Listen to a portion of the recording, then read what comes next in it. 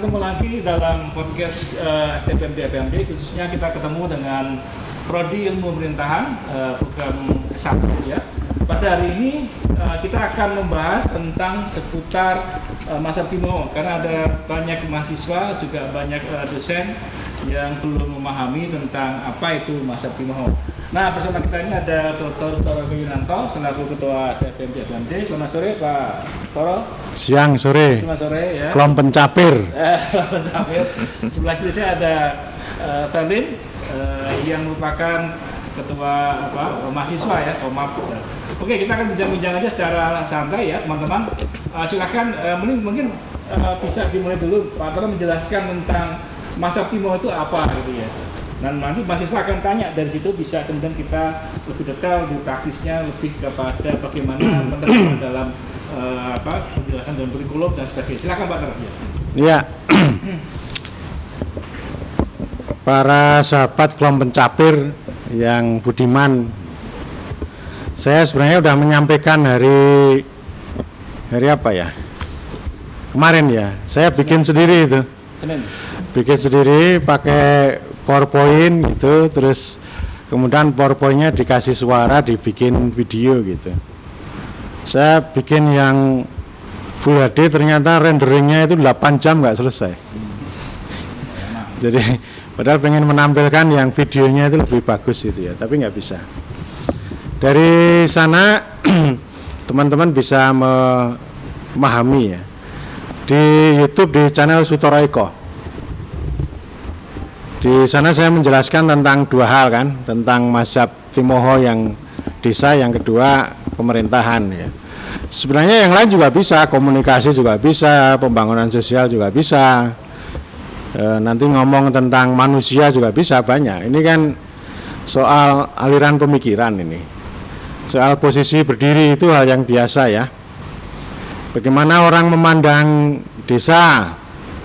Di sana saya sampaikan, ada mazhab yang namanya esensialis, yang pengen membela desa, mengatakan desa itu sebagai situs keaslian. Ada yang mazhab modernis, yang membangun sambil merusak misalnya. Atau ada mazhab yang radikalis, dan posisi APMD itu pada mazhab yang konstruktivisme.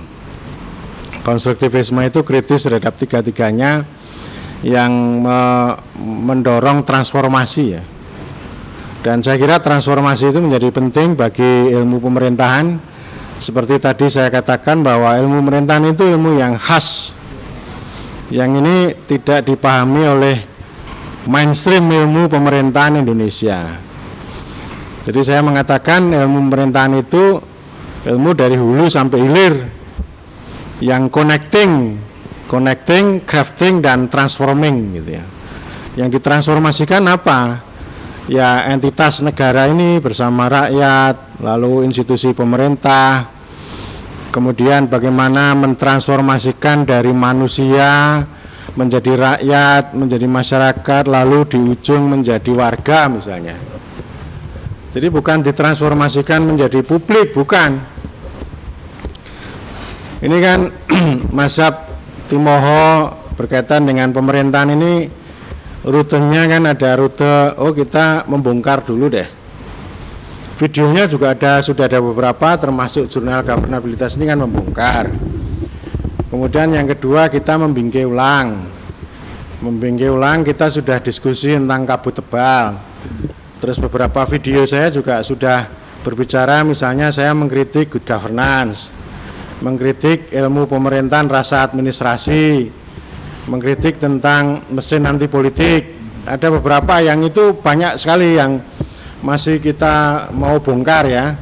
Sekarang saya sedang menyiapkan tentang bagaimana pertarungan antara politik dan administrasi dalam dunia pemerintahan. Saya sedang menyiapkan itu, apakah entah dengan cara podcast seperti ini, atau dengan cara video, atau dengan cara PowerPoint. Nanti yang penting semua pesan tersampaikan. Jadi kita lakukan semacam overview bahwa ilmu pemerintahan kita ini ilmu yang salah kaprah, ilmu yang tidak duduk tegak lurus, sehingga nanti produknya ya kacau. Misalnya produknya adalah camat yang menulis pemerintah kecamatan. Itu namanya produk ilmu pemerintahan kolonial ya.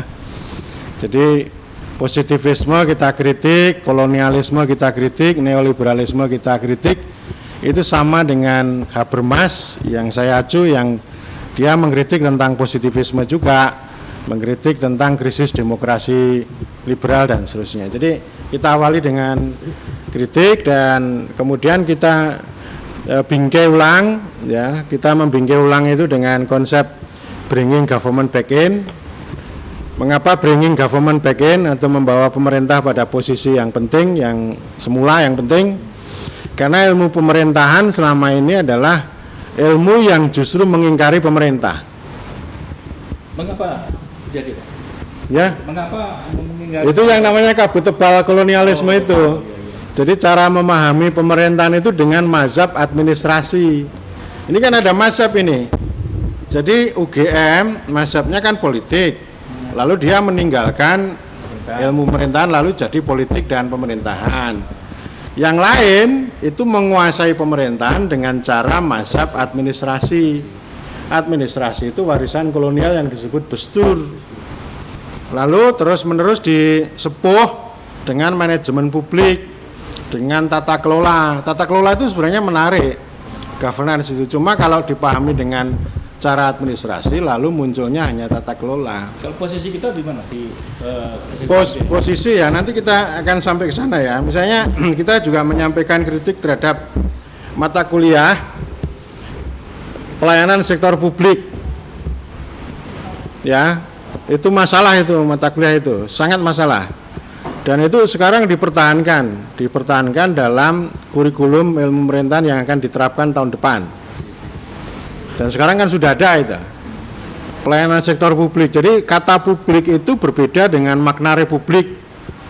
Memang paling awal tuh kata publik, republik itu maksudnya kan untuk membedakan bahwa ini negara, jangan yang monarki dong, jangan yang dikuasai oleh dinasti, oleh keturunan monarki, tapi harus milik semua orang.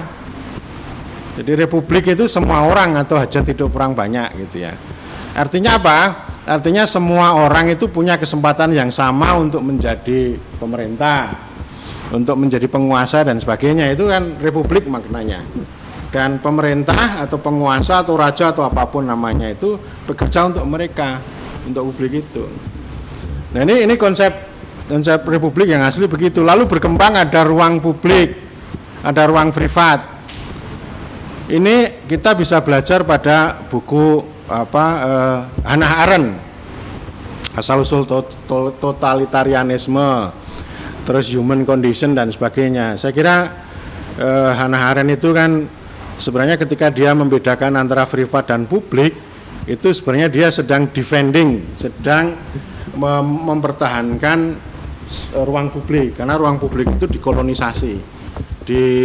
Jadi asal-usul totalitarianisme itu karena orang terlalu ekonomi, memikir ekonomi, kan ruang privat itu lebih dekat ke ekonomi, ruang publik itu lebih dekat ke sosial dan politik. Sama juga dengan Habermas ketika dia bicara tentang ruang publik gitu ya. Ruang publik itu karena telah mengalami kolonisasi, pengutamaan ruang privat gitu ya. Nah, lebih parah lagi sekarang ada distorsi yang luar biasa ketika ada muncul public choice. Teori public choice, teori pilihan publik yang itu dari orang ekonomi. Public choice itu teorinya begini, kalau ini negara ada birokrasi, pasti mereka itu akan memaksimalkan kepentingan mereka, akan maximizing organisasi, struktur, budget, memaksimalkan orang, rente dan sebagainya.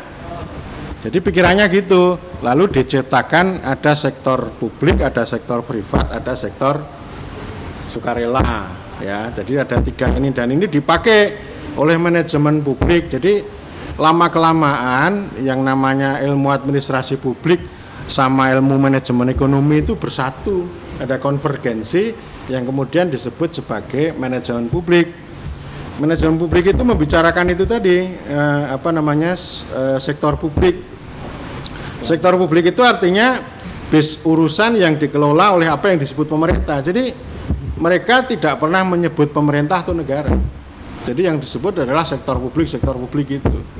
Nah ini kan nggak ada dalam konstitusi istilah sektor publik itu kan. Jadi maksudnya begini, yang publik itu harus dibuka secara transparan kepada publik, harus dipublikan gitu. Sementara yang privat itu yang ekonomi, yang swasta itu tidak dibawa ke ruang publik. Jadi itu nalarnya, dan anehnya lagi karena sektor publik dipukul terus, lalu sebaiknya sektor publik itu dikelola dengan cara sektor privat. Itulah yang kemudian menghasilkan privatisasi gitu. Jadi kalau orang bicara sektor publik itu ujung-ujungnya arahnya adalah memprivatisasi hal-hal yang sifatnya publik kepada swasta atau kepada pasar kan gitu. Jadi Oke, ini Pak Tor. Nah. Masih mau menanggapi tanya, Mas Tor, silakan. Nah. Iya Pak, terkait mazhab Timoho ini kan ada 5 giring. Kalau yang lebih kita kenal sekarang itu hanya 2, government sama governance. Ada penambahan ini governing, governability, dan terakhir governmentality.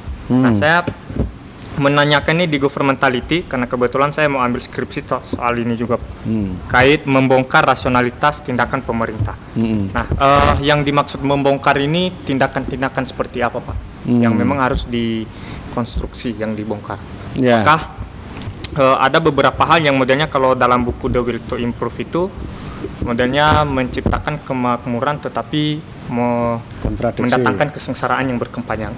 Kontradiksi ya. Iya. Ya, jadi itu nanti bisa panjang lebar ya, antara G1 sampai G5 itu nggak bisa dibolak-balik itu. Jadi kalau G pertama government itu sebenarnya orientasinya dia subjek, predikat, objek, lalu keterangan kan gitu. Jadi government itu subjek yang dia diperadali terus lalu dia menjadi tidak kuat. Nah, tujuan kita menaruh di pertama itu supaya pemerintah itu menjadi utama, menjadi kuat. Yang memerintah itu bukan negara, bukan birokrasi, bukan pasar, tapi government. Itu orientasinya begitu ya. Jadi ini satu lingkaran ini. Jadi kalau kayak semacam siklus itu ya. Kalau G1 pemerintah kan begini melingkar. Nomor 5 lalu governmentality. Jadi kalau G1 mengutamakan, yang G5 governmentality itu kita membongkar mengolok-olok terhadap rasionalitas yang ditempuh oleh pemerintah. Loh, kenapa kita olok-olok? Karena sebenarnya governmentality ini satu konsep yang muncul dalam tradisi pasca kolonial. Karena pemerintahannya polanya pola kolonial sampai pola neoliberal. Jadi cara memerintahnya itu, cara memerintah penduduk itu adalah dengan cara kolonial, dengan cara neoliberal, dengan tadi alat teknologi, kemudian data, sertifikasi, akreditasi, itu yang kemudian dibongkar. Jadi sebenarnya arahnya kalau mau kita putar, sebenarnya ketika governmentality itu membongkar governmentalisasi negara atau praktek-praktek pemerintahan yang kontradiktif itu, sebenarnya nanti arahnya kembali ke sini. Government harus kuat. Jadi Anda harus berkuasa dong. Yang berkuasa jangan teknokrat, jangan konsultan, jangan data. Jadi itu kan cara mengingatkan. Kalau Anda memperoleh data dari rakyat, maka data itu harus membawa perubahan untuk rakyat. Kan sekarang tidak ini. Jadi yang paling doyan data itu kan teknokrat. Jadi maksud saya bahwa governmentality itu adalah sebuah cara pandang yang kritis untuk mengolok-olok pemerintahan yang dikelola secara teknokratis, secara positifis, secara teknis gitu kan. Jadi ini sebenarnya makanya mikro. Kalau Max Weber bilang bahwa kekuasaan itu tidak hanya di istana sama di parlemen, tapi di birokrasi, kata dia. Tapi kalau kata Michel Foucault, kekuasaan itu ada di mana-mana. Ada di data, di pengetahuan, di teknis, di akreditasi, itu kekuasaan semua. Dan ini kekuasaan yang kontradiktif, yang tidak memanusiakan manusia gitu. Sehingga perlu sehingga mengapa kita meneliti dari yang besar kemudian sampai yang mikroskopik. Kalau orang antropologi ya menelitinya dengan etnografi, bagaimana diskurs itu kita ungkap. Diskurs itu adalah omongan yang dipraktikkan, praktek yang diomongkan. Jadi cukup studi tentang data, bisa bagaimana pemerintah itu memandang data, kan omongan-omongan presiden, omongan-omongan menteri, omongan BPS, kemudian sampai dipraktekkan di bawah bagaimana petugas itu mengumpulkan data, itu bisa kita selidiki secara detail, secara dalam kan gitu. Lalu akan ketemu kontradiksinya. Oh, kontradiksinya ternyata data yang diambil yang konon untuk melakukan perubahan kebijakan, perubahan kehidupan rakyat, ternyata data itu tidak berdampak terhadap yang didata. Itu dimanfaatkan oleh ini ya, oleh pengumpul data gitu loh, oleh pengumpul data, oleh siapa? Oleh teknokrat. Sama juga peneliti datang ke desa mengeksploitasi data dari desa, itu hanya untuk profesornya, hanya untuk doktornya, bukan untuk yang di ini. Itu namanya cara berpikir governmentality. Jadi melihat kontradiksi antara niat baik, cara yang keliru, hasil yang buruk, hasil yang gagal, dan dampak yang buruk gitu. Itu namanya governmentality. Atau misalnya seperti yang bolak-balik saya katakan pembangunan desa itu mengikuti James Ferguson ya. Pembangunan desa itu kan pasti punya niat baik, memperbaiki kehidupan, memperbaiki nutrisi, memperbaiki infrastruktur kan gitu. Tapi yang terjadi diteliti di Lesotho, yang terjadi malah bukan kebaikan penduduk, bukan kebaikan rakyat desa, tetapi justru yang terjadi adalah mesin anti politik. Mesin anti politik itu ada 3, pembangunan sebagai industri. Jadi pembangunan itu hanya industri gitu kan. Kalau kita sekarang lihat juga anti korupsi itu juga hanya industri aja. Industri, ekspansi birokrasi, dan yang ketiga adalah depolitisasi hak-hak dan kepentingan rakyat. Itu governmentality begitu. Jadi tidak ada teori yang besar banget, yang rumit banget, enggak. Intinya cuma bagaimana rasionalitas, strategi, taktik, proyek, program, perangkat gitu ya. Itu yang mengkritik dari ya, itu namanya mengolok-olok. Jadi sebenarnya menunjukkan kontradiksi sebenarnya. Menunjukkan kontradiksi niat baik dengan cara yang ditempuh. Jadi polanya pokoknya begini. Governmentality itu akan menemukan pola, niatnya baik, caranya keliru, lalu hasilnya gagal, dampaknya buruk. Itu ini enggak. Tapi nanti kekuatannya pada riset sebenarnya. Pada riset lapangan, terutama diskurs itu bukan hanya fakta peristiwa ya, tapi diskurs itu misalnya itu ya ya pernah saya ungkap di Facebook itu dialognya antara petugas data sama ibu yang didata ya, itu namanya diskurs itu. Oke, gitu ada ya. lagi pertanyaan dari teman mahasiswa yang belum memahami tentang, kemana ada diskusi di minggu lalu itu, ada masih mengatakan belum tahu itu Master Timoho atau 5C itu ya. Silakan mungkin tanya Asis atau Oliver atau Ayu, bisa silakan. Nah. Ya, mungkin secara sederhana dulu ya, karena kan Master Timoho ini masih baru kan. Jadi terutama mahasiswa di akademiknya istilahnya masih baru mengenal konsep itu seperti apa, terus ada komponen-komponen terima tadi kan.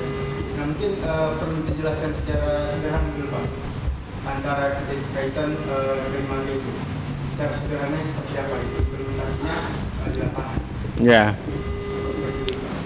Jadi intinya kan ini pemerintah sedang memiliki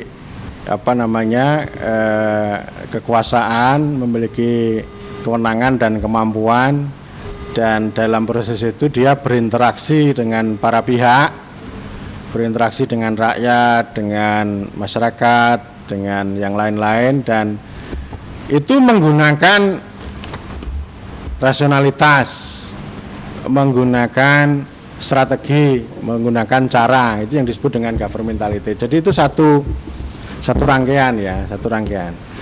Dan pemerintahan itu intinya di sana. Nanti itu masih akan saya jabarkan satu persatu. Kita ngomong government itu aja nanti itu panjang lebar. Ngomong governing panjang lebar. Tapi contohnya misalnya begini, saya ambil contoh ya. kita studi tentang kebijakan ekspor benih lobster misalnya. Jadi maksud saya studi pemerintahan itu jangan hanya di kantor kecamatan, jangan hanya di kantor dinas, tapi luas terhadap apa? Hajat hidup orang banyak. Hajat hidup orang banyak itu apa? Macam-macam. Yo benih lobster, kemudian air, beras. Jadi mahasiswa bisa meneliti tentang bagaimana kebijakan impor beras, bagaimana kebijakan ekspor benih lobster. Kenapa kok jadi debat sih? Kenapa sekarang Menteri Kelautan sekarang menjual, lalu Menteri Susi enggak? Itu kan diskurs, ya. Jadi diteliti nanti alasan-alasan apanya dan nanti kalau kita melihat kebijakan itu kan yang paling inti dari pemerintah itu kan kebijakan, ya. Jadi tadi mulai dari yang pertama konteks. Konteks itu bisa jadi bab 2. Kalau kita meneliti bab 1 pendahuluan, bab 2 konteks. Mengapa sih kok ini ada kebijakan ekspor padahal kemarin enggak misalnya, kan gitu ada konteksnya. Konteks itu ya lingkungan yang mempengaruhi. Kemudian yang bab 3 itu bicara tentang kontestasi. Kontestasi, siapa sih yang berkepentingan terhadap lobster, terhadap benih lobster itu siapa saja? Kalau misalnya menteri ini alasannya apa gitu kan, lalu nelayan apa, kepentingannya apa gitu. Jadi bab 3 itu bicara tentang kontestasi di balik kebijakan. Bab 4 itu ngomong tentang konten kebijakan, gitu, konten. Bab 5 itu bicara tentang konsistensi kebijakan. Ya, jadi implementasinya bagaimana, siapa yang terlibat, bagaimana. Nah, ini nanti orang itu bisa bisa meneliti secara detail bagaimana implementasi, dan yang berikutnya adalah konsekuensi. Jadi udah berapa bab itu? 6 toh, 7 bab, sama punya skripsi SAUD kan gitu, 7 bab. Itu kalau kita ngomong kebijakan, itu sudah semakin terpola. Jadi kalau ngomong kebijakan jangan seperti administrasi publik cuma implementasi. Konteksnya iya, kontestasinya, konten ini isinya. Oke deh, misalnya kita meneliti tentang peraturan pemerintah dana desa misalnya. Kan itu. Lalu ada konteksnya, kemudian bagaimana orang memahami dana desa, terus kemudian kontennya seperti apa, lalu diimplementasikan seperti apa. Itu kan alur kita melakukan penelitian. Jadi sudah dapat 7 bab itu. Jadi tadi saya bilang kon tadi, mulai dari konteks sampai konsekuensi itu sebenarnya membimbing orang untuk punya imajinasi. Itu satu ya. Kemudian yang kedua, lalu perspektif kita apa? Kan yang lebih penting itu perspektif. Kalau kita bicara tentang lobster, kita bicara tentang impor beras, perspektif kita apa? Itu yang penting itu. Kita bisa menggunakan G1, kita bisa menggunakan G2. Biasanya orang menggunakan G2 di zaman sekarang perspektifnya tetap governmentality, tetap. Tapi kalau mau pakai governance juga boleh. Governance itu sama seperti ekonomi politik sebenarnya. Ya, jadi kalau ngomong impor nggak harus pakai governmentality, tapi pakai governance. Governance itu bisa juga dilihat dengan ekonomi politik. Ekonomi politik itu kan soal kontestasi kekayaan dan kekuasaan. Ini siapa toh yang berkepentingan kan gitu. Jadi banyak hal yang bisa kita teliti dan itu akan mencerahkan. Soal COVID, soal beras, soal lobster, air, kebakaran hutan, sawit, banyak itu hajat hidup orang banyak. Jadi memahami pemerintahan itu adalah bukan hanya pekerjaan kantor negara, bukan hanya pekerjaan camat, bukan hanya pekerjaan dinas, enggak. Tapi yang lebih penting adalah hajat hidup orang banyak. Karena dengan hajat hidup orang banyak itu akan ketahuan, akan bisa kita lihat bagaimana relasi kuasa antara pemerintah sama rakyat. Akan ketahuan itu, pemerintah dengan nelayan gitu. Nah, selama ini orang memahami pemerintahan hanya kantor birokrasi. Dan itu diajarkan di perguruan tinggi ya, Pak Toro? Nah ya justru itu ilmu pemerintahan itu, Pelajaran kayak gitu. ilmu pemerintahan itu adalah ilmu birokrasi, bukan ilmu pemerintahan. Lebih parah lagi ilmu perkantoran, gitu loh. Bedanya memang beda ya. Ilmu perkantoran, skripsi yang ada itu lebih banyak ilmu perkantoran. Tapi kalau mahasiswa meneliti tentang itu tadi, hajat hidup orang banyak, itu silakan macam-macam lah. Mau infrastruktur juga boleh, air juga boleh, banyak lah, banyak banget, hutan juga boleh gitu. Dengan itu, core-nya apa? Core-nya relasi antara pemerintah dengan para pihak yang berkepentingan terhadap barang itu. Lalu ada governance, ada policy, pasti ada policy-nya. Nah, policy-nya itu yang dibongkar. Itu loh. Nah, saya membaca 50 skripsi itu arahnya implementasi gitu ya, pemberdayaan di IP Pak. Gimana Pak Toro mengomentari itu gitu? Ya itu harus kita bongkar. Makanya kan nanti itu kan praktek Pak Toro nggak menilai masalahnya. pedagogi loh. Saya itu kalau tanda tangan izin penelitian itu, saya itu nggak ikhlas loh. Nggak ikhlas loh. Waduh ini ilmu perkantoran ini. Nggak ikhlas. Jadi ada ilmu perkantoran, ada ilmu pariwisata gitu. Makanya kan pas waktu ujian skripsi, bro, kamu itu sekolah di ilmu pemerintahan atau ilmu pariwisata sih gitu. Skripsinya kok begitu kan? Jadi orang duduk namanya, tidak duduk dan Sing salah sama, Mas. ya Sing salah sama ngomong. sing salah. Itu warisan. Warisan. Jadi bukan Cuma dosen ya. bukan. Ya dosen itu kan diwarisi dari masa lalu. Diwarisi oleh praktek pemerintahan dan pengetahuan pemerintahan. Jadi antara praktek sama pengetahuan itu kan saling mempengaruhi. Jadi prakteknya sudah salah kaprah, diajarkan pada pengetahuan mengawetkan praktek yang salah gitu. Jadi dan itu perguruan tinggi yang lain itu begitu itu ya.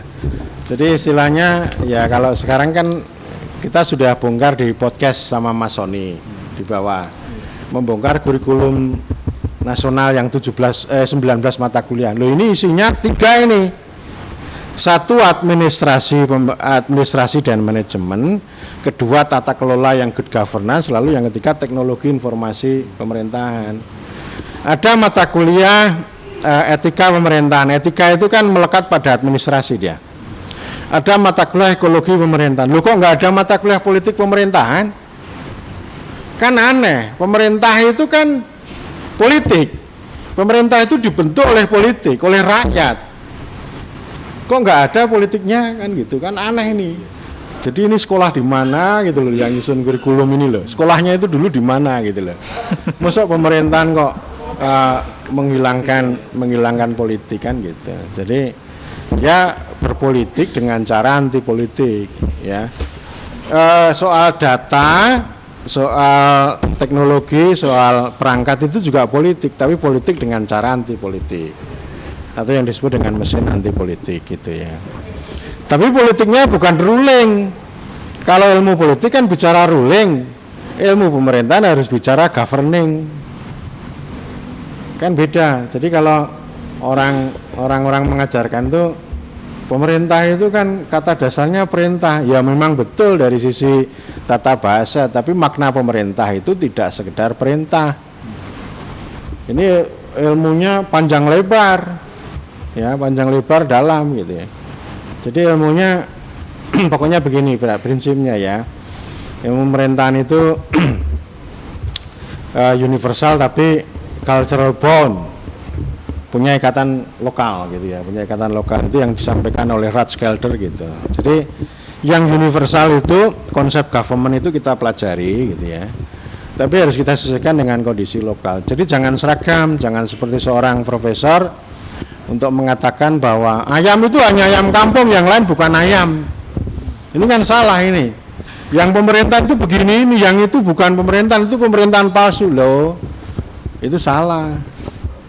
Jadi pemerintahan itu adalah satu proses wujudnya governing. Toh governing itu proses memerintah secara politik, hukum dan administrasi. Arena pemerintahannya itu ada di negara, ada di daerah, ada di desa, ada di adat.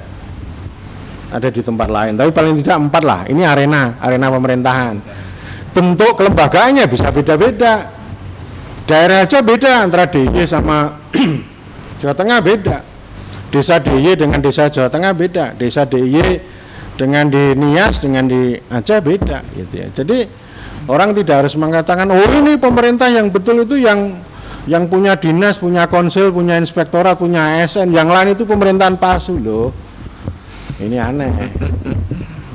Jadi intinya kita kembali bahwa kalau governing itu ngomong tentang fungsinya protecting, distributing kan gitu. Nah nanti untuk menuju ke arah protecting, distributing itu ada regulating, ada regulasinya yang kita buat. Gitu. Baik, ada lagi pertanyaan? Silakan. Oh ya Pak, di mazhab Timoho ini kan masih baru. Ya. Tentu yang pertama mengimplementasi adalah kita di APMD, terkhusus Prodi Ilmu Pemerintahan. Nah, ke depan ini karena ada beberapa teman-teman yang menanyakan juga cara mendesainnya apakah dimasukkan dalam mata kuliah atau dulu waktu kemarin kita diskusi tentang alumni bahwa mereka menginginkan agar mencetak rasul-rasul untuk terkait mazhab Timoho ini. Nah, ke depan agar banyak teman-teman mahasiswa mengetahui terkait mazhab Timoho ini, cara mendesainnya ini kalau lebih ke teknis Pak. Iya. Metodenya bagaimana? Ya memang itu pertama kurikulum kan. Pertama jadi habitus tradisi lah. Jadi tradisi kita harus move on, harus hijrah. Oh melihat pemerintah itu pemerintah, jangan melihat pemerintah itu kantor kan gitu. Jadi dimulai dari situ dulu. Cara melihat pemerintahan itu jangan birokrasi. Birokrasi itu menjadi bagian dari yang diperintah oleh pemerintah sebenarnya kan gitu. Jadi bukan ini. Makanya kan kalau orang hukum kan ada ilmu negara, ada ilmu pemerintahan, ada ilmu negara. Itu kan beda maknanya.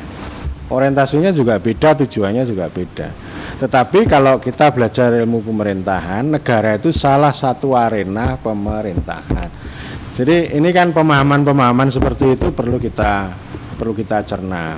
Satu itu ya di tradisi kita berdiskusi, kedua ya kurikulum. Kalau sekarang kurikulumnya itu nggak bisa kita pengaruhi, kita tidak akan memaksakan kurikulum nasional. Ya sudahlah, kurikulum itu kita jadikan instrumen formal aja. Tapi isinya kita subversi. Ketika misalnya gini, tadi contoh ya, 2 mata kuliah, kebijakan publik sama pelayanan sektor publik. Isinya jangan pakai model Kapsibi atau model Bandung atau model Semarang, tapi harus model Timoho isinya gitu ya. Kebijakan apa? Tadi kita isi gitu. Jadi kurikulumnya kita isi ya. Makanya kan materi-materi kuliah itu perlu kita diskusikan. Jadi ruang-ruang seperti ini penting dengan dosen, mahasiswa dan seterusnya. Terus kemudian nanti antara saya dengan para dosen juga penting gitu ya. Itu kurikulum. Kemudian skripsi ini yang tantangan ini, yang nanti barangkali lebih berat ini, nulis skripsi itu ya. Makanya kan ada metodologi ya, yang nanti belum kita bicarakan sekarang. Nanti itu panjang lebar. Jadi 5G ini kalau diurai panjang lebar bro. Sekarang kita belum istilahnya bukan dalam kondisi being itu barang yang sudah jadi, tapi proses becoming, proses untuk menjadi gitu. Paling tidak misalnya kalau Verlin, oke, saya mau meneliti dengan governmentality, ini sudah ada benih namanya, sudah ada seeding. Terus yang siapa namanya Saklo, dia melihat governing the common. Jadi dia bicara governing the common dengan perspektif institusi, bukan governmentality, tapi perspektifnya institusi, misalnya kan gitu. Lalu ada siapa namanya yang Putra teknokrasi, dan itu pakai governmentality juga, pakai governmentality. Terus ini juga pakai governmentality siapa namanya Runga. Uang ilmiah itulah. Kesian. Ya, nanti ada metodologinya sendiri. Misalnya salah satu ciri khasnya kita harus berani ngomong. Misalnya dana desa itu uang ilmiah gitu. Uang ilmiah itu tidak berguna untuk rakyat tapi hanya berguna untuk laporan. Misalnya kalimat-kalimatnya begitu ya. Jadi kita bisa belajar bagaimana orang-orang yang menggunakan perspektif governmentality dengan metode interpretisme. Jadi misalnya Nancy Pelosi, Hutan Kaya Rakyat Marat, itu judul bukunya begitu. Jadi mahasiswa juga bisa dengan judul yang aneh-aneh kayak begitu. Babnya tidak harus 4, tapi bisa 7, bisa 8 kan gitu. Kalau ngomong kebijakan kan tadi udah 7 bab tadi. Jadi kerangkanya udah gampang gitulah. Kalau Anu Putra 7 bab juga, Pak? Enggak tahu loh. Jadi dia ini. Terus si Yani kan studi tentang relasi negara sama desa dengan kasus COVID. Gitu. Nah, bagaimana? Kamu nggak usah mendefinisikan apa itu hubungan, nggak penting. Jadi kan orang kalau mau nulis skripsi itu misalnya strategi pengembangan desa wisata, itu strategi didefinisikan menurut siapa? Itu kuno, itu namanya positivisme, ya. Jadi kita kritis pada positivisme. Positivisme itu membuat teori itu hanya definisi, indikatorisasi, kategorisasi, teknikalisasi. Jadi bukan satu perspektif yang mencerahkan. Jadi perspektif yang mencerahkan itu apa? Bagaimana Anda melihat hubungan antara negara sama desa? Kamu mau pakai Weber atau mau pakai Marx atau mau pakai Michel Foucault, itu kan yang grand. Tapi nanti di lokal kan kita dialektikakan bagaimana dunia lokal dengan dunia ini kan. Dunia istilah saya itu narasi kecil dan narasi besar. Nah, ilmu pemerintahan itu merajut antara yang lokal dengan narasi kecil dengan narasi besar. Itu kekhasannya ilmu pemerintahan itu begitu. Seperti pengalaman saya, bagaimana saya menghubungkan antara pemerintah sama DPR. Misalnya, antara orang lokal dengan orang pusat, antara kepala desa dengan ini. Jadi itu keterampilan yang perlu dimiliki oleh sarjana pemerintahan. Itu tadi connecting, crafting, transforming. Itu pemerintahan gitu ya. Jadi khas betul. Seni gitu ya. Seni. Itu seni ya. Jadi bukan semata-mata analisis kebijakan, bukan. Bukan teori, tapi seni di lapangan. Jadi Iya. Tadi ya. Karena memang mau tidak mau kan antara teori sama praktek pemerintahan itu saling bersentuhan kan gitu. Sama juga bagaimana kita melakukan connecting, crafting dan transforming antara politik dan pengetahuan. Itu pemerintahan banget. Misalnya begini yang sering saya kritik.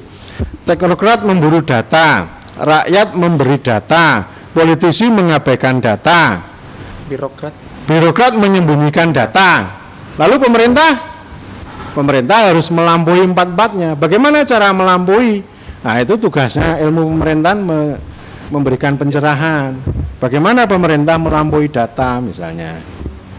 Atau bagaimana menghubungkan antara yang satu memburu data, yang lainnya menyembunyikan data misalnya. Jadi connecting. Connecting antara birokrat sama DPRD. Jangan mencaci maki DPRD, jangan. Ya, mereka itu rakyat mereka. Sebodoh apapun mereka rakyat. Gitu loh. Enggak boleh kita itu memuliakan rakyat. Konstitusi memerintahkan, pemerintah kita itu pemerintah kedaulatan rakyat. Kalau rakyatnya bodoh ya itu kondisinya gitu. Jadi artinya kalau orang pintar yang gelarnya tinggi dan banyak, jangan membodohi orang, jangan membodoh-bodohkan orang. Gitu loh. Tugas Anda adalah connecting, crafting, transforming, mentransformasikan orang-orang yang bodoh itu menjadi tahu. Jadi maksud saya para sarjana ilmu pemerintahan itu tidak harus ilmuwan, tapi berilmu. Profesi apapun harus berilmu. Ya. Bedanya itu. Kok aneh? Ilmuwan kok berilmu gimana tuh? Ya beda. Ayo beda lebih. Nah, Soekarno itu bukan ilmuwan tapi berilmu. Oh. Jadi disebut ilmuwan juga tuh Soekarno. Disebut juga ilmuwan. Ya secara secara material. Kalau secara formal kan bukan ilmuwan. Kan gitu, ya. Jadi makanya kan honoris causa. Kalau ilmuwan kan tidak harus pakai kausa kan gitu. Jadi harus ini. Jadi maksudnya berilmu itu kan, ilmu itu diperoleh di mana-mana, tidak hanya di sekolah gitu ya. Otodidak itu juga ilmu gitu kan. Gitu. Oke, teman-teman ada lagi silakan kaitan dengan Mas Timoho, bagaimana implementasinya tadi disebutkan bahwa itu akan di dalam kurikulum ya, kita akan masuk ke sana. Kita masih proses ya, proses becoming ke sana. Dan memang tadi kita melawan masab yang besar tadi, masab Anglo-Saxon sama Eropa kontinental yang mewarnai kurikulum di KCP itu yang juga diacu di Indonesia. Tapi kita coba pelan-pelan ke sana dan nampak sudah ada yang tertarik juga Pak dengan apa itu dengan yang apa kita lakukan dan mirip juga gitu. Kenapa? Terus yang kecil-kecil itu loh Pak. Ya. Mereka nggak berani melawan yang besar. Akhirnya ya mungkin sembunyi-sembunyi kan. Tapi kita kan berani melawan Yang arus besar. itu, Oh Pak. iya, harus kita lawan dong. Harus lawan. Kita nggak boleh silau lah. Gitu. Mau perguruan tinggi di langit 7 aja kita nggak boleh silau. Boleh sih, Pak. Nggak boleh silau. Ya, jadi matahari itu menyilaukan, tapi kita tidak boleh silau pada matahari. Kalau kita silau pada matahari, kita tidak akan pernah bisa melihat. Itu. Ya, jadi dengan demikian teman-teman bisa memahami ya sedikit tentang posisi kita ya, walaupun ini masih proses ya. Ya. Ini karena baru kita kerjakan becoming, dan juga nanti dalam kegiatan prodi yang lain kaitannya dengan panduan ilmiah, dia juga akan mendesain untuk 5G juga. Ya. Desain untuk kuliah praktikum lapangan juga ke 5G juga ke sana. Dan juga sampai kepada jurnal dan seterusnya kita akan menuju ke sana. Kita butuh waktu ya untuk membuktikan itu ya, sehingga memang ini perjuangan kita bersama-sama. Nah, teman-teman yang sudah mengambil mata kuliah dengan pendekatan tadi Pak, Apa? pendekatan Anglo-Saxon itu kan mereka berpikir Anglo-Saxon karena udah di mata kuliah seperti itu kan gitu loh. Sebenarnya bukan Anglo-Saxon kiranya. Oh, administrasi publik atau Sekarang kalau secara genealogi kan dua ilmu itu sekarang udah mengalami konvergensi. Kan kalau kontinental itu kan hukum dan administrasi, toh? Kalau kontinental, kalau Amerika, Inggris, yang Anglo-Saxon itu politik dan administrasi, kan gitu. Nah, ini ada dikotomi. Nanti dalam waktu pendek saya akan berbicara tentang pertarungan antara politik dan administrasi.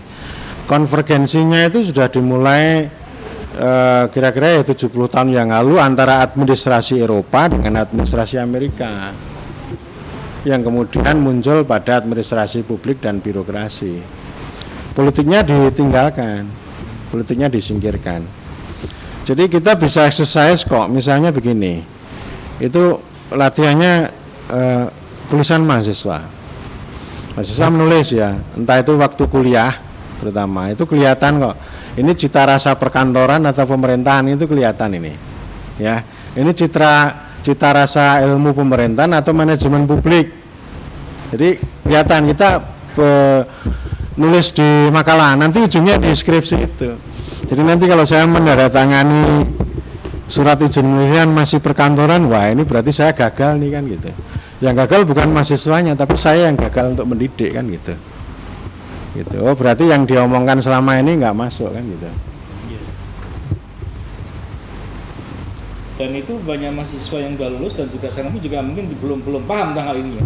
Jadi berbagai teman-teman sudah mulai paham sebelum lulus ya gitu. Semoga nanti bisa Pak Torot dengan ikhlas ya, tanda tangan dan lolos kata paham, 5C ngerti gitu. Lulus gitu ya, tidak hanya lolos ya. Gini Pak, jadi kami kan merencanakan nih, ini kalau kita misalkan sudah selesai panduan ilmiah itu jadi, kemudian nanti kita akan buat short course, jadi bang didesain kan, diinstal dulu. Ya kok short course ngapain sih ya, kuliah itu kita isi dong.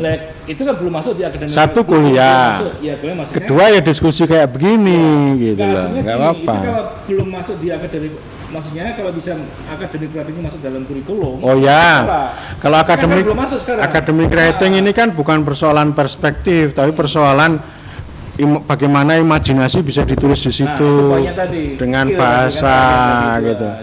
Itu kan pengetahuan dasar kan. Itu anak SD pun bisa sebenarnya kan gitu. Belajar mengarang itu anak SD loh. Nah, tapi sekarang udah nggak bisa ngarang ya? Nggak bisa ngarang lah bisanya. Buktinya bakal blaster. Ada ya itu.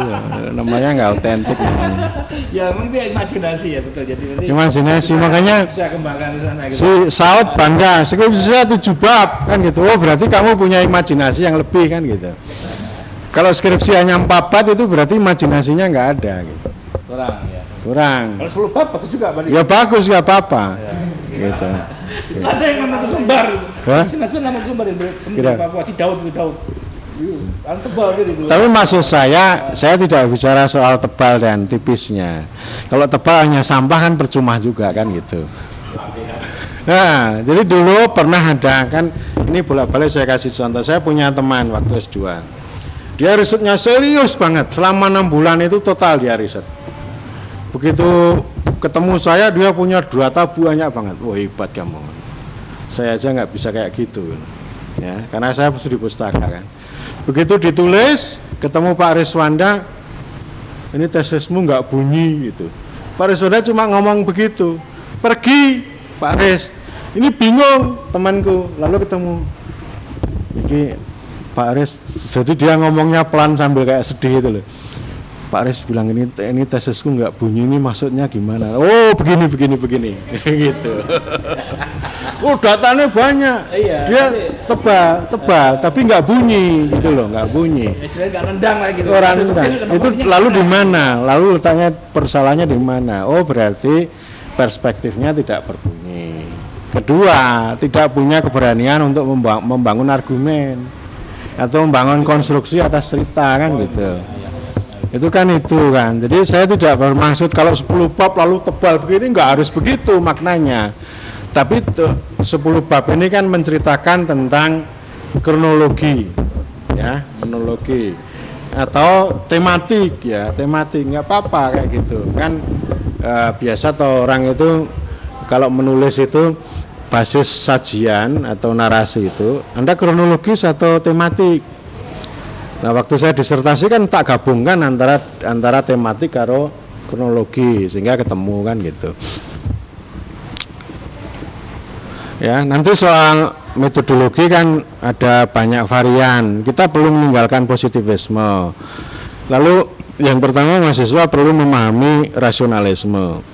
Yang governmentality itu yang paling ujung dia pakai postfoundationalisme atau pakai postkolonialisme atau poststrukturalisme. Oke, yang lain ada silakan tanya. Saya ingin bertanya mengenai masa Timoho. Jadi saya itu sekarang sudah mulai memfokuskan diri untuk karya ini. Bisa skripsi ya. Skripsi itu, Pertama ngomong sama saya skripsi tentang sampah gitu. Ya. Loh, kamu masih bertanya tentang sampah gitu. Ya apa-apa. Nah, tapi kan perspektif berdaya, silakan ya. jadi Tapi jangan ngomong budaya. Berdaya, tarakan pemerintahan gitu. Silakan. ini fokus di governability, itu kemampuan pemerintah. Jadi sekarang kita lihat itu di pemerintah itu sebagai membuat pemerintahan itu sebagai industri digital. Jadi kebetulan ini ada kasus sama dengan Pak Gunung kemudian voting Pilkades. serentak di Kabupaten Sleman. Nah itu bagaimana pandangan Mazhab Timoho ini mengenai dengan pemerintah ini mengubah kebijakan menjadi kebijakan untuk industri digital. Bagaimana Mazhab Timoho ini bertanggung?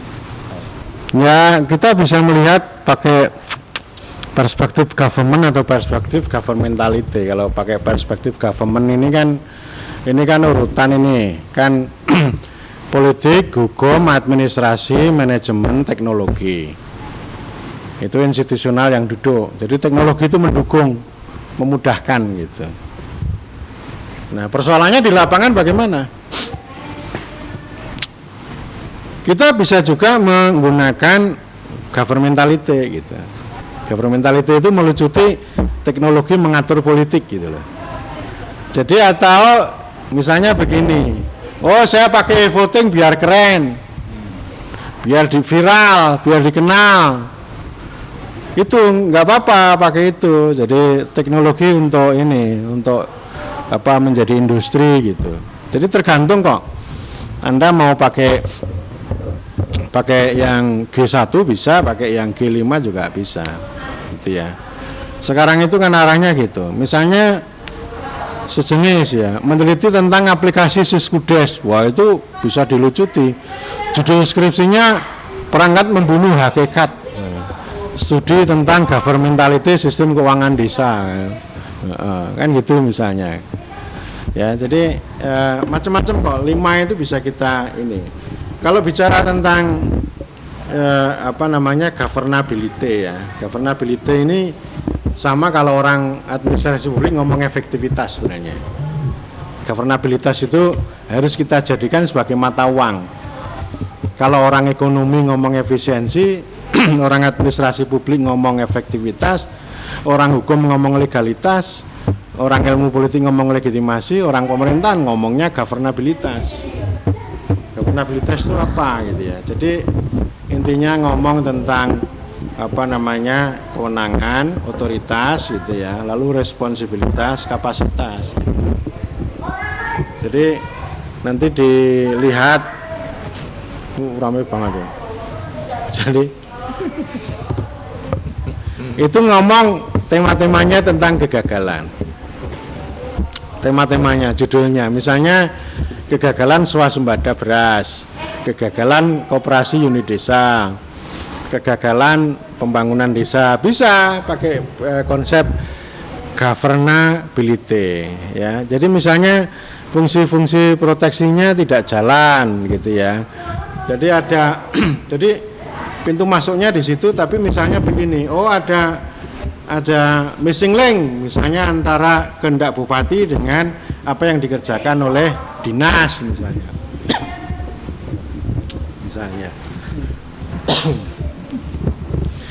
Orangnya air putih gue air putih ada tak? Nah itu masih utuh. Nah, tak minum aja.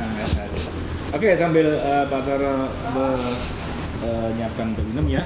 Jadi saya juga mereview ya, jadi teman-teman kan bertanya atau masih bingung bagaimana cara mengimplementasikan 5C ini dalam skripsi. Kita sudah menjelaskan dari perspektif yang bisa ke government sampai ke governmentality terakhir dia, tergantung dari permasalahannya apa gitu ya.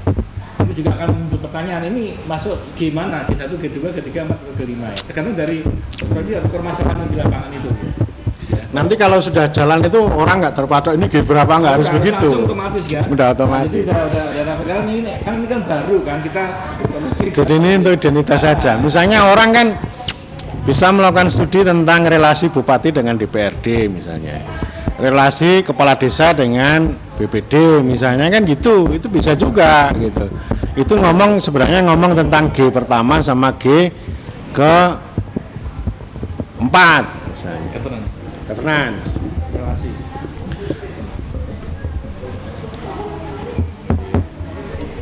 Silakan. Dari Vincent. Coba ayo mau tanya silakan atau kan udah punya judul skripsi kan kalian? Sudah ya. Nah itu kan seringkali kan mahasiswa itu pada waktu ngajukan judul itu kita tanya ini perspektif yang keberapa G-nya itu, mereka tidak tahu. Saya tidak tahu. Tidak harus begitu, nggak harus begitu. Gimana harusnya? Ya memang tidak harus Anda ini G berapa ini, jangan nalarnya jangan begitu, jangan, ya. Nanti repot kalau begitu, itu namanya kotakisasi namanya. Atau bahasa Rathskelder namanya kompartemenisasi. Jadi maksudnya ini bukan kotak kok, tapi ini satu tema, satu perspektif, satu angle ya, satu angle gitu kan. Jadi jangan terbelenggu dengan kotak ya. Intinya dari dari 5 itu saya pernah membuat tabel ya. Hah? Masih ada enggak ya? Saya itu di file saya malah lupa ya. Masih Pak, ada. Jadi tematik yang muncul dari ini apa gitu. Jadi itu aja. Tapi nanti kalau sudah kita menulis itu bisa 2 bisa 3 G yang diambil. Gitu Jadi ya. padukan gitu atau 3. Bisa. Jadi kan misalnya kalau Verlin mau nulis tentang pintu masuknya governmentality, mau tidak mau ya tetap ada G1-nya, tetap ada G4-nya gitu ya, tetap ada G2-nya kan gitu. Sama aja. Jadi istilahnya saling terkait itu sebenarnya berbicara tentang subjek, predikat, objek, kata keterangan, dan cara. Ya. Governance itu kan kata keterangan. Jadi kalau orang membuat kebijakan ini bersama siapa? Gitu. Proses konstitutifnya dengan siapa misalnya?